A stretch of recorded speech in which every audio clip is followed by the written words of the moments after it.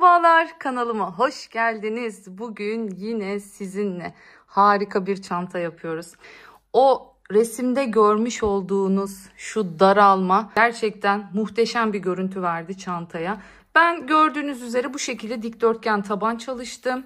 Aynı zamanda orijinalinde normal saç örgüsüydü ama hem daha dayanıklı olması açısından hem de sizler için daha kolay olması açısından bu sapları tercih ettim. Ben 25 nolu Milano Raffya'yı kullandım bu çantamda. Hemen şimdi size ne kadar kullandığımı da söyleyeceğim. Bakın bu şekilde yine harika kalitesiyle görüyorsunuz, deri çıtlarımı taktım. Tamamen tercihe bağlıdır. İsterseniz kendiniz örmeden de bu parçaları hazırlayıp çıtlarınızı monte edebilirsiniz. Hemen en başında söylemek istiyorum. Bununla en çok soru bununla ilgili geliyor. Lütfen benim ördüğüm ipin çeşidine ve markasına takılmayın. Evet, birebir aynısını yapmak istiyorsanız ve bu ipi sizin de hoşunuza gittiyse tabii ki de çalışabilirsiniz. Ancak sonuçta hepimiz istediğimiz ipi kullanmakta özgürüz. Yine bu modelde her türlü ipe uygun bir modeldir. Dilerseniz kağıt ipler, makromeler, diğer rafyalar hepsiyle de çok güzel olacaktır. Sadece burada dikkat etmenizi istediğim şey mutlaka ve mutlaka ölçülere dikkate almanız. İlmek sayısına göre ilerlemeyiniz. Ben zaten size ölçüleri özellikle taban kısmında veriyorum. Verdiğim ölçüde taban hazırladıktan sonra sizin de aynı standartta çantanız olacaktır. Lütfen buna dikkat edin. Taban videosunun linkini açıklamalar bölümüne bırakıyorum. Bakın, videonun isminin uzantısında daha fazla yazıyor. O daha fazlaya tıkladığınızda açıklamalar bölümü açılacaktır. Oraya bu tabanın nasıl yapıldığının linkini koyuyorum. Ama orada 29+1 zincirle başlıyor. Lütfen onu dikkate almayın. Siz zincir sayınızı bu videoda verdiğim zincir sayısını dikkate alarak yapmanız gerekiyor. Bu çok önemli bir nokta. Ben çok severek ördüm. Umarım siz de severek benimle beraber örersiniz diyorum. Hemen hatırlatmamı yapayım. Hala kanalıma abone olmadıysanız kanalıma ücretsiz bir şekilde abone olarak öncesinde ve sonrasında ördüğüm tüm çantalarımla buluşabilirsiniz diyorum. Aynı zamanda bildirim butonunu da açarsanız, zil butonunu aktif hale getirirseniz de ben video yayınladıkça size bildirim olarak gelecektir diyorum ve hemen ölçülerle devam ediyorum. 50 santim saplarımız, her biri 50 santim. Baştan onu söyleyeyim. Hemen şöyle boyumuzu söylüyorum. Tabana kadar bakın 38 santim. Tabana kadar 38 santim. Geniş kısmının eni 46 santim.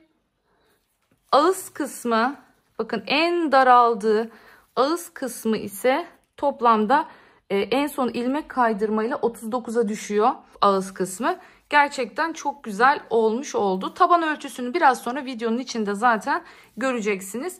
Ben bu çantamda toplamda 450 gram Milano rafya kullandım. Tabii ki de siz başka marka rafyalar kullanacaksanız gramajınız artacaktır. Onu söyleyeyim şimdiden.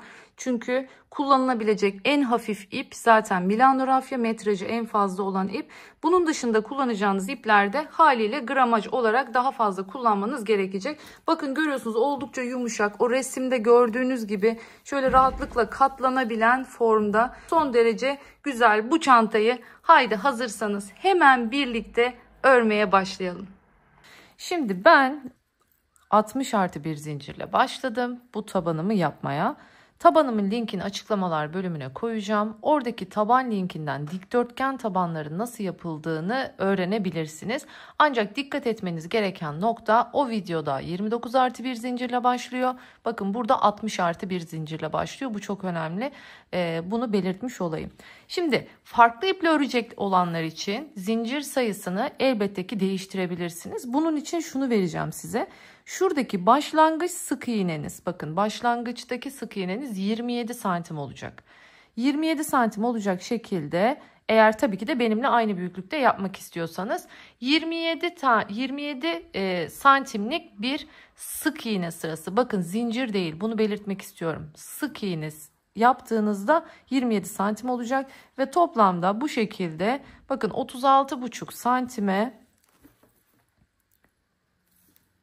Şöyle 10 santimlik bir taban yapıyoruz bu çantamız için. Büyüklük tamamen size kalmış. Daha küçüğünü, daha büyüğünü yapabilirsiniz. Burada önemli olan örneğimizi nasıl koyuyoruz, nasıl ilerliyoruz, üst sıralara nasıl geçiyoruz. Burası bizim için önemli olan nokta.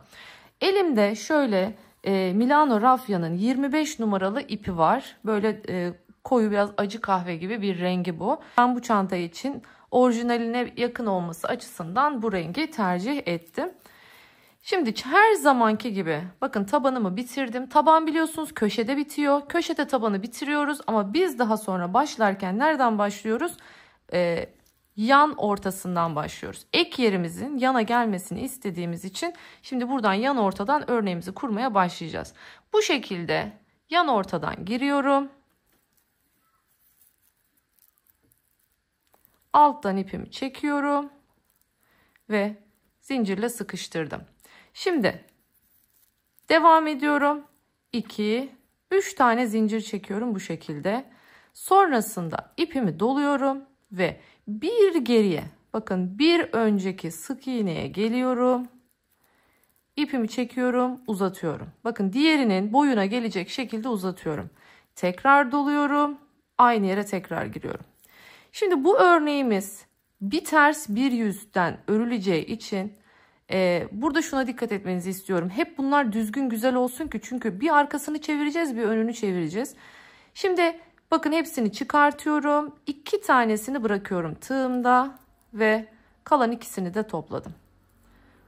Birinci örneğimi kurmuş oldum bu şekilde. İpimi doladım. Hemen bakın artık sıradaki kısma geliyoruz. 2'nin katları olacak şekilde gidiyor. O yüzden taban konusunda rahat olun. İstediğiniz sayıda yapabilirsiniz. Çift denk gelir, denk gelmese bile bir arttırmayla bile bu işi çözebilirsiniz. O yüzden zincirlere, ilmek sayısına hiç takılmayın bu modeli kurarken. Tığımı doladım. Yanındakini atlıyorum. Bakın yanındakini atlıyorum. Bir yanındakine giriyorum. Ve buraya bir ikili trabzan yapıyorum. İpimi doluyorum. Atladığım yere geri geliyorum. Uzattım. Tekrar doladım. Özellikle şu ikinci doladığım sıkı olursa bu yaptığınız örnek güzel olur. Bakın yine tığımda 2 tane kalacak şekilde çıkarttım ve bu ikisini topladım. Tığımı doladım. Sıradaki ilmeğim bu. Bunu atlıyorum. Hemen yanındakine geçiyorum. Geldim yanındakine. 2 seferde çekerek bir ikili trabzan yaptım. Tığımı doladım.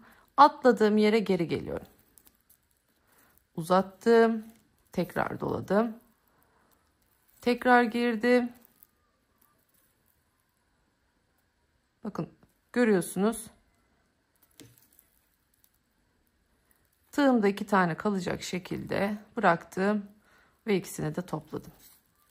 Devam ediyorum. Bunu atladım yanındakine. Hep bu şekilde gideceğiz. İkili trabzanımı yaptım. Atladığım yere geri dönüyorum. Bir daha doluyorum. Bir daha batıyorum. Bir daha çekiyorum. Ve tığımda 2 tane kalacak. İkisini bir topladım. Bir boşluk bırakıyorum. Bakın bunu atladım. Hemen yanındakine ikili trabzanımı yapıyorum. Tekrar doladım. Geri geldim.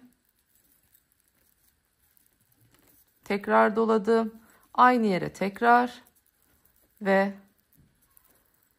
bu şekilde örneğimi koydum. Bakın böyle ilerleyeceğiz. Burada dediğim gibi uzatmalarınızı düzgün yapın. Standart yapmaya çalışın ki güzel görünsün.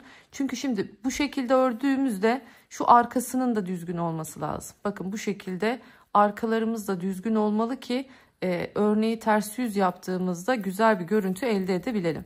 İpimi doladım. Bunu atlıyorum hemen yanındakine. Son kez gösteriyorum. Bir sıra bu şekilde örüp geleceğim. 2 seferde çektim. Doladım. Geri geliyorum. Uzattım. Doladım. Tekrar aynı yere battım. 2 tane kalacak şekilde çıkarttım. İkisini bir topladım. Şimdi ben bu şekilde sıranın sonuna kadar geleceğim. Hiç arttırma yapmıyorum. Bakın köşelerde de bir arttırma yok. Normal. Her ilmeğe batacak şekilde. Şimdi örneğimi hazırlayıp bir sıra geliyorum. Evet, şimdi geldik eklem yerine. Bakın dediğim olay gerçekleşti. Ne demiştim? Çift olmak zorunda ama belki denk gelmeyebilir. Tek de olabilir. O zaman ne yapacağız? Hemen onu göstereceğim sizlere. Şimdi bakın bir tane ilmek kaldı önümde. O zaman ne yapıyorum? İpimi doluyorum. Bunu atlıyorum. Bakın ilk batmış olduğum yere tekrardan giriyorum. Buraya ikili trabzanım yaptım. Ve şimdi o atladığım yere geliyorum. Uzattım. Bir daha doladım. Tekrar girdim. Uzattım. 2 2. Evet. Bu şekilde bitirmiş oldum. Şimdi artık bu ilmeğimi uzatıyorum. Bakın burası bizim ilk yaptığımız örneğimiz. Şu ilk zincirle başladığım yer, onu değil yanındaki ilk gerçek, bakın şu artık uzun fıstık gibi yaptığımız yapılar var ya, onun tepesi. Buraya arkadan giriyorum. İlmeğimi takıp arkaya çekiyorum. Tuttum bu ilmeği. Buradaki ipin uzantısından girip bu ilmeği arkadan tığıma geçiriyorum. Çektim. Bakın şimdi 1 2 3 zincir çekiyorum ve üst sıraya bu şekilde geçmiş oldum. İlmek kaydırma hiçbir şey yapmadım. Döndüm tekrardan arkaya.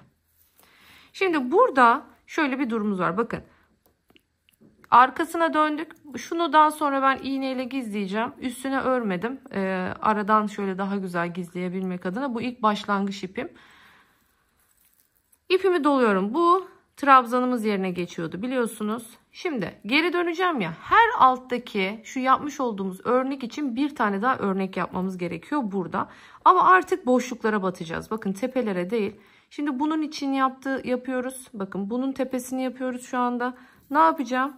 İpimi doladım. Geriye geldim boşluğa. Bakın artık tepeye değil boşluğa uzattım.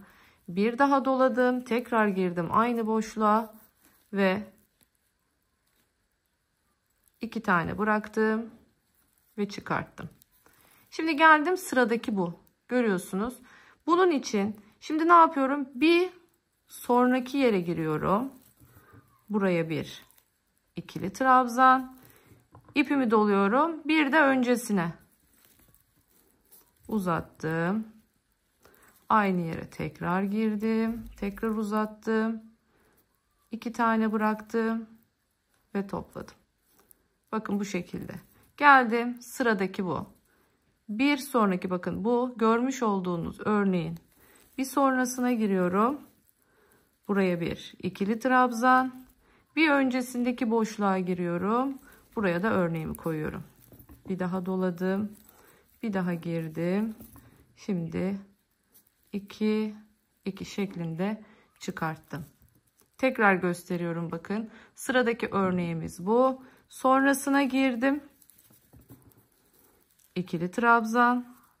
Öncesindeki boşluğa girdim. Tekrar girdim. Evet. Hemen sıra sonuna kadar tekrar geleyim. Tekrar üst sıraya nasıl çıkıyoruz onu göstereceğim. Artık ondan sonra çantamızı istediğimiz boya getirene kadar hep bu şekilde devam edeceğiz. Evet, geldik yine ek yerine. Bakın. Şimdi en son bunun tepesine de görüyorsunuz örneğimizi koyduk. İpimi uzattım. Şimdi ilk yapmış olduğum örneğin, bakın zincirin değil, buradaki gerçek fıstığın tepesi. Fıstığın tepesine arkadan giriyorum. Bu ipimi buraya takıp arkaya çekiyorum. Çektikten sonra bakın bunu elimle tutuyorum böyle. Geldim. İpin uzantısı, bakın görüyorsunuz. Şu araya attığım ip bu. Buradan giriyorum. İlmeğimi takıyorum. Sıkıştırdım. Evet, çıktım yukarıya. Şimdi 1 Yine 2, 3 zincir. Bakın burada en önemli nokta şu. Her turda örgünüzü çevirmeyi unutmayın. Yoksa normalde bu şekilde gitmesi gereken örgüleriniz aynı yönlü gider. Buna dikkat ediyoruz. Çevirdik örgümüzü. Bakın artık yüzündeyim. İlk yüzünden sonra tersinden yapmıştık. Şimdi tekrar yüzüne geldim. Bunu yaptık. Şimdi ne yapacağız? Bir önceki, bakın her zaman bir önceki. Bunun tepesini yapıyoruz. Her zamanki gibi bir alt sırada gösterdiğim gibi boşluktan girdim. Tekrar doladım. Aynı boşluğa tekrar girdim. 2 tane bıraktım. İkisini bir topladım. Geldim sıradakine. Bir sonrakine girdim. İkili trabzan. Bakın altındakinin bir öncesine girdim. Fıstık. İşte bu kadar kolay. Bu şekilde boşluklara batarak ilerlemek hız kazandırıyor. Yani ilk sıraya göre mesela ikinci sırayı ben çok daha hızlı bir şekilde gerçekleştirmiş oldum. Öncesi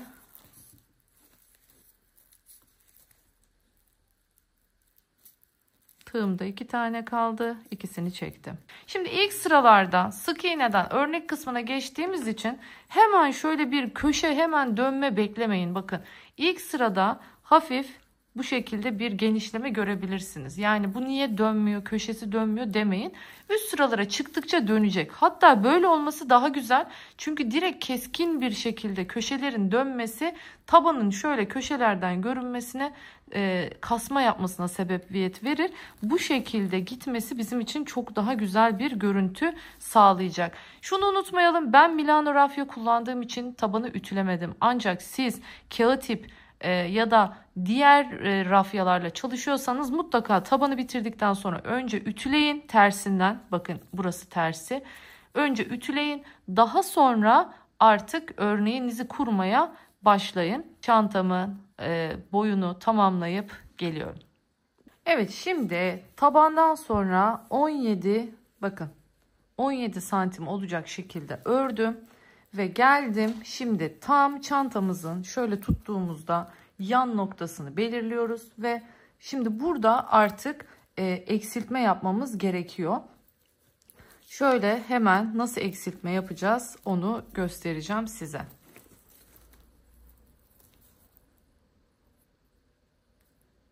Şimdi normal devam örneğimizi nasıl yapıyorduk?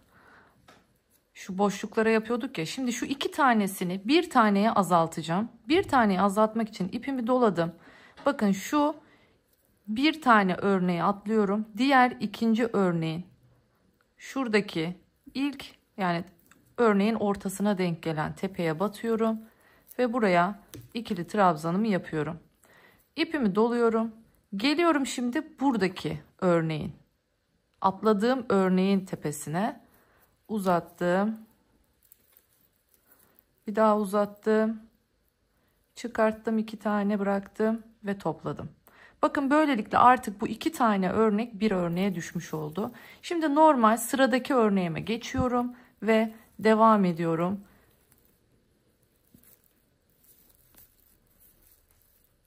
Aynı yere tekrardan.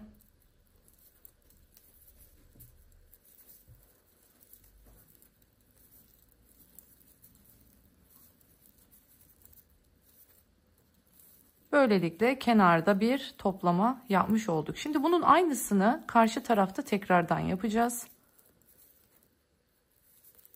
Çantamızın yukarı doğru biraz daralması gerekiyor bu modelde.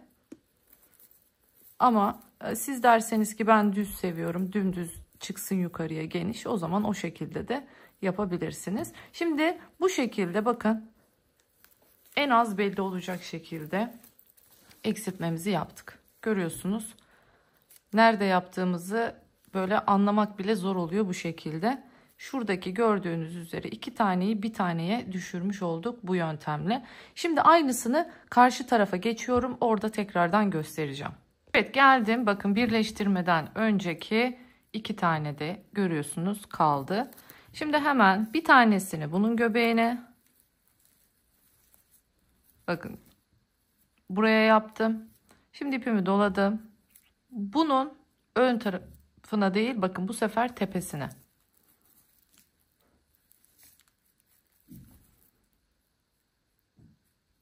İki taneyi bıraktım, bağladım. Şimdi geldim.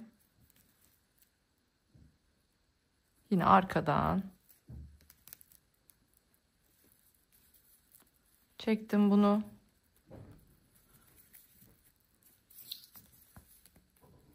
Bir, iki,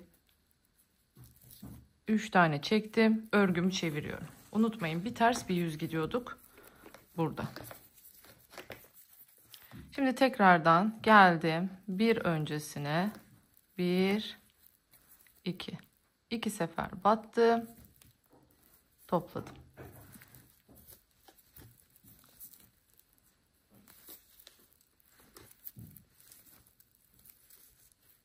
Aynen.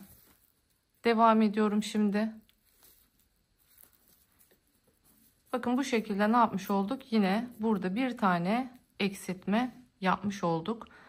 Şimdi bu yaptığımız eksiltmeler sayesinde çantamızın ağzını yavaş yavaş toparlayacağız. Evet, şimdi çantamı istediğim yüksekliğe kadar getirdim. Bakın şöyle göstereyim. Hemen başlangıçtan tuttum. Yaklaşık işte 37-37,5 civarında bir boyumuz var. Şimdi şu şekilde görüyorsunuz, hatırlarsanız yanda eksiltmelere başlamıştık. Eksiltmeye başladıktan sonra ne yapıyorduk? Bir eksiltme, 2 sıra düz örüyorduk, bir daha eksiltiyorduk. 2 sıra düz örüyorduk, bir daha eksiltiyorduk. Bakın hep işaretleyicilerin arasında ikişer sıra var. Sadece son eksiltmemizde, bakın burada görüyorsunuz, bir eksiltiyoruz, bir sıra düz örüyoruz, tekrar eksiltiyoruz. Bu şekilde tüm eksiltmelerimizi yaptık. Toplamda kaç tane yapmışım ben? 1, 2, 3, 4, 5, 6, 7, 8. Bunları tamamen siz görün diye taktım. Siz de hani siz alttakileri çıkartabilirsiniz ama son yaptığınıza takın ki üzerine 2 sıra ördükten sonra tekrar eksiltme yapmanız gerektiğini hatırlayın. Çünkü kaptırıp gidersiniz, örersiniz. Şimdi son olarak şunu da vereyim. Ağız kısmına geldiğimde ağzının genişliği ne kadar oldu? Bakın ağız kısmı şöyle gösteriyorum, 41 santim. Başlangıçta ne kadardı? Daha öncesinde, kesmeden önce ne kadardı? Ona bakalım. Şöyle göstereyim. Bakın görüyorsunuz 46,5'muş. Ne kadar azaltmışız ama çok güzel bir form oldu. Yani bunun daha fazlası absürt olur bu kadar büyük bir çantada. Bu tam ideal oldu, kararında oldu. Çok güzel, hem küçülttük hem de istediğimiz forma kavuşturduk çantamızı. Evet, şimdi hep bir üst sıraya farklı yöntemle çıkmıştık biliyorsunuz. Artık ilmek kaydırmaya döndüğüm için bakın normalde arkadan battığım şuradaki trabzanın tepesine geliyorum, ilmek kaydırıyorum. Sıradakine ilmek. Şimdi bu sıra boyunca her bir göze ilmek kaydıracağım. Hiç ağızda sık iğne görüntüsü olmasın.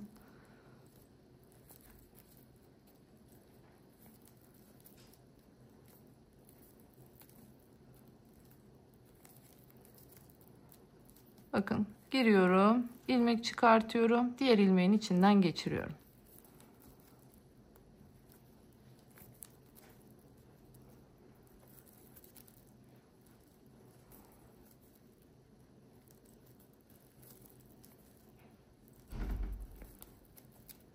Evet. Bakın görüyorsunuz, son derece düzgün oluyor. Şimdi bu şekilde artık çantamı tamamlıyorum. Geliyorum, bu kısmı ipimizi nasıl bitireceğiz onu gösteriyorum ve sap aşamasına geçiyoruz. Evet, artık bakın geldim. Şurada zaten çift kattan belli oluyor, başlamışım. Burada artık bitiriyorum. Son ilmek kaydırmamı da şöyle, bu ilk ilmek kaydırma geçtim. Yine ipin çıktığı nokta burası. Buradan arkaya geçeceğim. Ama iğneyle. Evet. Şimdi bakın görüyorsunuz. İpin şöyle göstereyim. Attığımız oraya ip bu. Bu ip nereden geliyor? Buradan. O zaman aynı yerden arkaya geri götüreceğiz.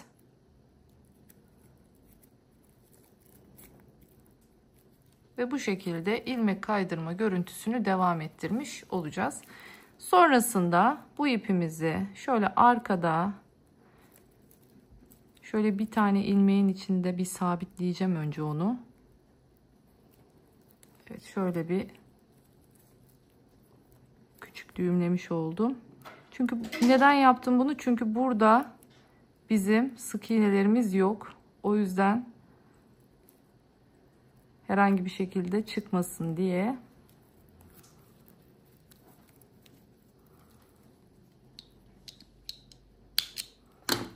Evet.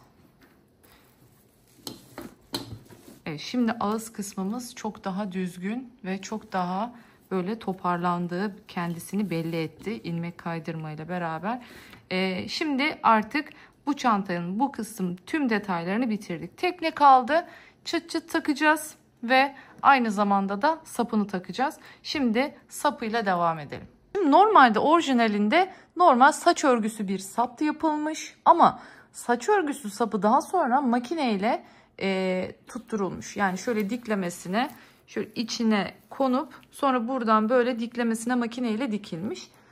Şimdi herkesin böyle bir imkanı yok. O saç örgüsü sapı da o şekilde dikmek birazcık zor olacak. O yüzden klasik bizim her zaman yapmış olduğumuz bir sap vardı biliyorsunuz.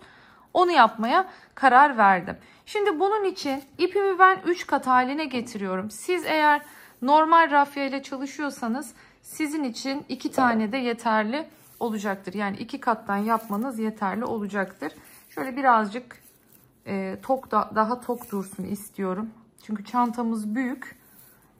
Cılız bir sap olmasın.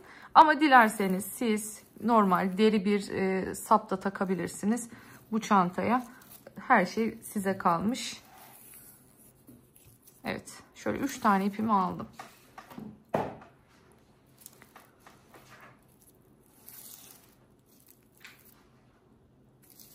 Şimdi bu ipin ucunda biraz sarmak için çantaya tuttururken pay bırakıyorum. Şöyle bir 20 santim kadar bırakmam yeterli. Şimdi 4,5 milimetrelik tığ aldım elime. Şimdi zincir çekerek başlıyorum. Şöyle bu benim birinci zincirim. Bir tane daha çekiyorum. Bu da benim ikinci zincirim. Şimdi birinci zincirin içine giriyorum. Ve buraya bir tane sık iğne yapıyorum. Geliyorum. Şu görüyorsunuz altta 2 tane şu ikinci zincirin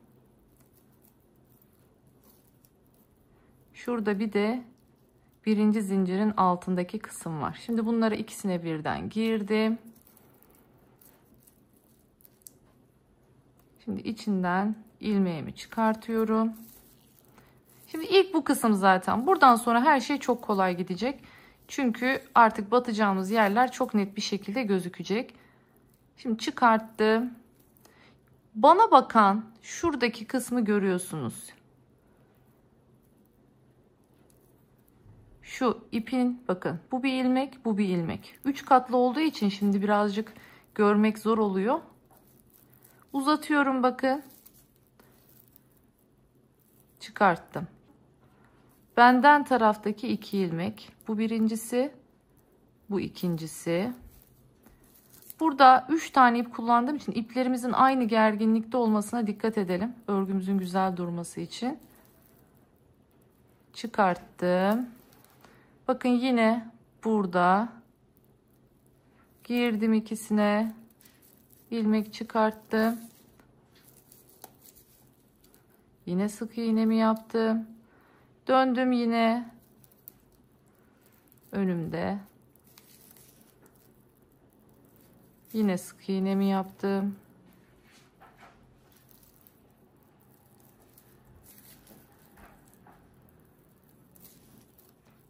Bakın bu şekilde döne döne gidiyoruz. Hep benden taraftaki iki kanada batıyoruz. Yani kendinizden size bakan tarafta bakın şurada altta iki kanat oluyor. Buraya giriyoruz ve sık iğne yapıyoruz.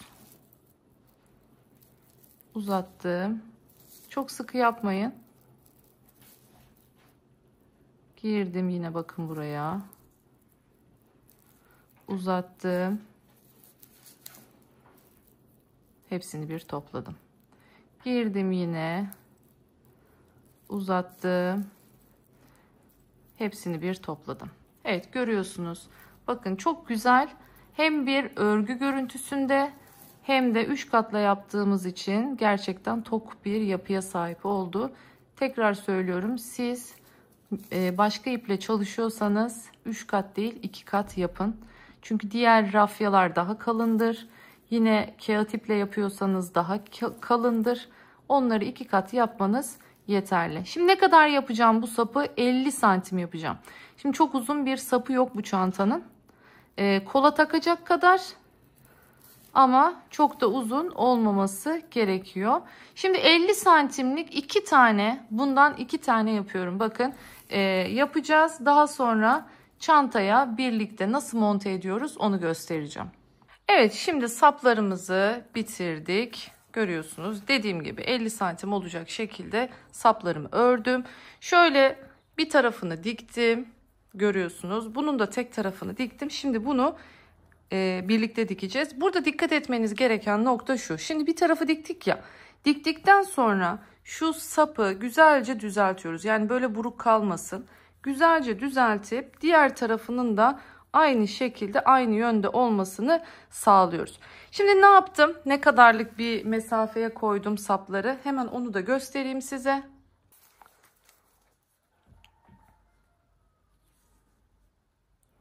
Şöyle iki sapımızın arasında 17 santim var. Şöyle hemen kenara da bakalım. 10 santim, 10 santim de bu tarafta. Arada 17 santim olacak şekilde sapımı geçirdim. Bir tık daha olabilir. Yani atıyorum 11 olup burası biraz daha azalabilir. Ama daha fazla kenara takmayın. Kenarda en az şöyle 10 santim olmuş olsun. Şimdi bunu nasıl dikiyoruz? Biliyorsunuz 3 tane 3 katlı ipimiz vardı. Doğrudan bu 3 katlı ipimizi şimdi iğneme geçiriyorum. Normal kalın etamin iğnesi. Şöyle güzelce düzelttim. Yönünü belirledim. Takacağım nokta burası. Bakın hemen şöyle ucundan geçirmiyorum. Nereden? Bir alttan giriyorum. Bir alttaki örnekten giriyorum. Ve sonrasında şöyle arkadan çıkıyorum. Şimdi bunu güzelce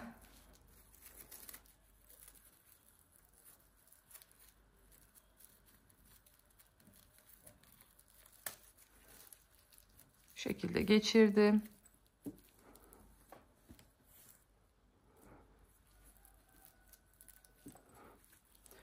İplerim 3 tane olduğu için elimde şu üçünün de gerginliklerinin aynı olmasına dikkat ediyorum. Şimdi burada bakın buradan çıktım. Şöyle ön taraftan çıkıyorum.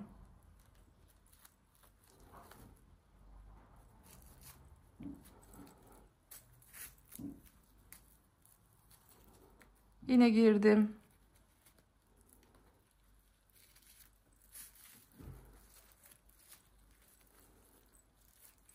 Üçünün gerginliğini eşitledim. Yine şuradan arkadan giriyorum. Önden çıkıyorum.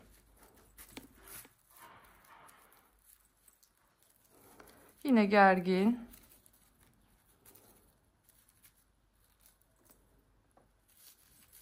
Yine arkaya aldım.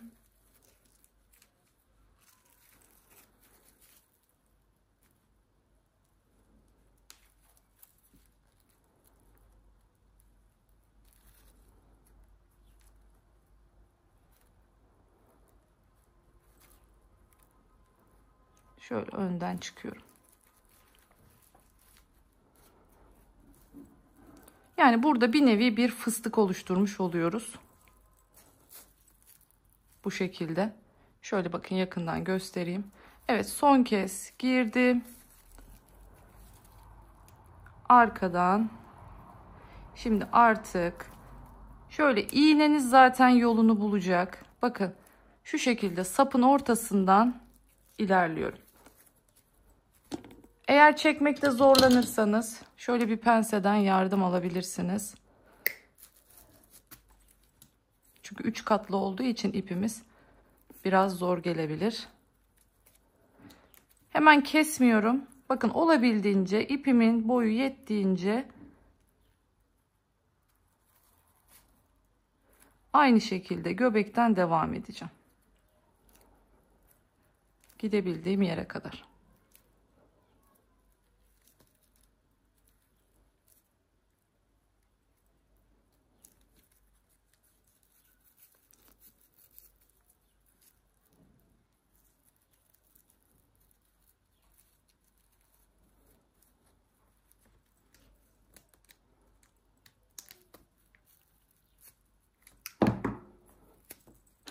Evet. Bu kadar yeterli. Artık bakın, ipimiz bitti. Şimdi bunu burada kestim. İşte bu kadar. Gerçekten çok güzel oldu. Şimdi gelelim deri çıt çıtımıza. Bakın, deri çıt çıtımın bir tanesini taktım. Şimdi karşısına diğerini takacağız. Şöyle çeviriyorum çantamı. Ben deri çıt çıtımı ipim Milano rafya olduğu için kendisiyle diktim. Ancak Milano rafya biliyorsunuz çok sağlam bir ip. Kendi renginde olsun lütfen, eğer deri kullanıyorsanız. Şimdi diyebilirsiniz, benim deri çıt çıtım yok. Olabilir, hiç önemli değil. Siz bu parçayı kendiniz ipinizle, hangi ipi kullandıysanız ipinizle bir kare örüp bu şekilde yine yapabilirsiniz. Tamamen size kalmış, tercihinize kalmış bir durum. Ya da doğrudan dikme çıt çıt da takabilirsiniz. Bakın şu şekilde. Şöyle hemen bunu yakından göstereyim. Bakın ne kadar düzgün duruyor. Rengi birbirine yakın olduğu için.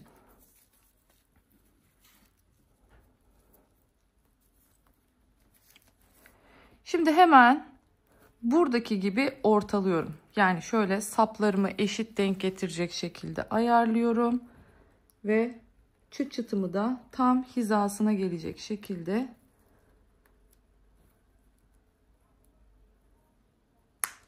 şöyle çıt çıtı takayım. Yerini tam bir şekilde ayarlıyorum. Evet. Şöyle daha sonra da fıstıkları sayarak bir kontrol ediyorum. Yani bu taraftaki fıstık sayısı, bu taraftaki fıstık sayısı eşit mi diyerekten. Şimdi ilk hemen şöyle alttan başlayacağım. Örme sırası olarak şimdi iğneyi batırayım, göstereceğim size nereden batırdığımı. Yer olarak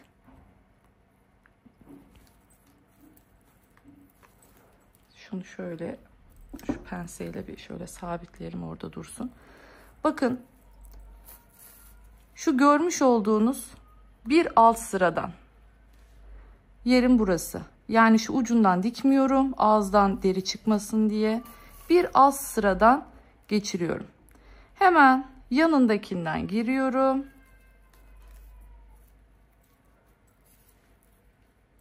Şöyle göstereyim buradan da. Bakın, bu yine aynı sıradan çıkıyorum. Şimdi şöyle üstten atma yapmıyorum. Şöyle altından şeyleri bozmadan, fıstık görüntülerini bozmadan tam tamına,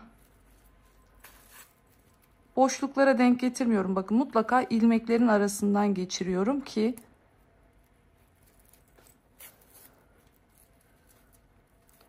bir oradan yorgan diker gibi, yorgan dikişi dediğimiz ya da tel alma dikişi dediğimiz yöntemle gidiyoruz. Şimdi bir tur gidiyorum.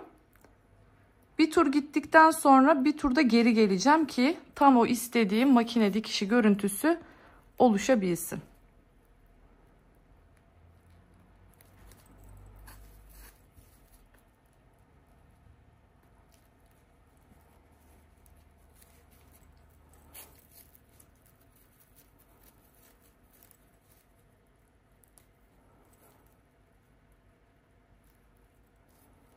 Bakın görüyorsunuz. Tam şu sırada. Şimdi bir sıraya gittim. Bitti. Şimdi geri dönüyorum.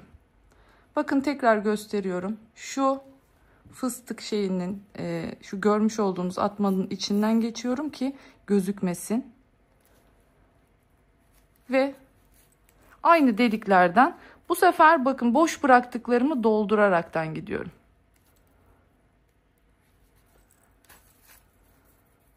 Yine şöyle buradan geçtim.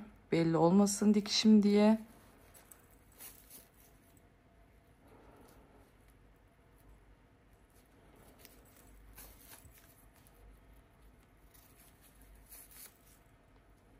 Hiçbir şekilde dikiş olduğu belli olmuyor bu yöntemle.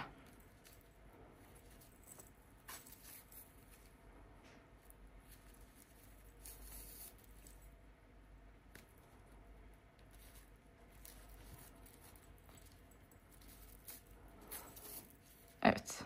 Ve başladığım noktaya geldim. Şimdi artık diğer ipimi ne olur ne olmaz kesmemiştim. Artık onu da kesiyorum. Ve şimdi bu ikisini burada bir şöyle güzelce düğümlüyorum. İyice. Şimdi buradaki biraz daha ince bir iğneye geçeyim.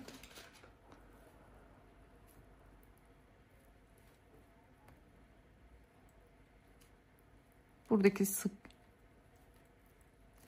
örgünün arasından ilerliyorum. Bu iplerimi gizleyeceğim şimdi.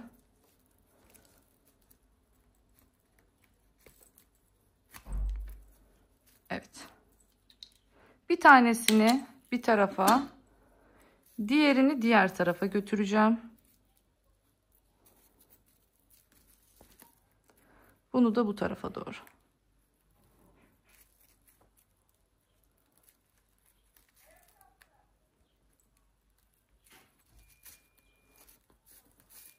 Evet. Zaten düğümlediğim için çok uzun yürütmeme gerek yok. Ve finaldeyiz. Şöyle hemen tabanından başlamak istiyorum. Bakın çok güzel, bir kere inci gibi bir tabanımız var. Harika. Hiç öyle git gel falan görüntüsü istemedim. Ben bu şekilde normal klasik dikdörtgen taban hazırladım. Sapı yine orijinalinde dediğim gibi saç örgüsüydü ama bu sapta, bu örgü sapta bence çok daha sağlam, kullanışlı ve ileriye dönük çok daha aslında sağlıklı oldu diyebilirim. Hemen içini bakın gösteriyorum. Astarsız bir çanta, orijinalindeki gibi. Evet, şurada ipim kalmış, onu gizleyeyim. Orijinalindeki gibi astarsız olarak çalıştım. Kocaman bir iç hacmi var. Sanki böyle küçükmüş gibi duruyor ama videoda gerçekten boyutlarıyla muazzam güzel oldu. Umarım buraya kadar benimle bu çantayı örmüşsünüzdür. Videomu izlemişsinizdir diyorum. Hala kanalıma abone olmadıysanız kanalıma ücretsiz bir şekilde abone olarak, bildirim butonunu da açarak sonraki videolarımdan haberdar olabilirsiniz. Aynı zamanda beğenilerinizle, yorumlarınızla da katkıda bulunursanız çok çok mutlu olurum. Geri dönüşleriniz benim için çok kıymetli. Yorumlarınızı merakla bekliyorum. Bir başka videoda daha görüşmek dileğiyle. Kendinize çok iyi bakın. Hoşça kalın.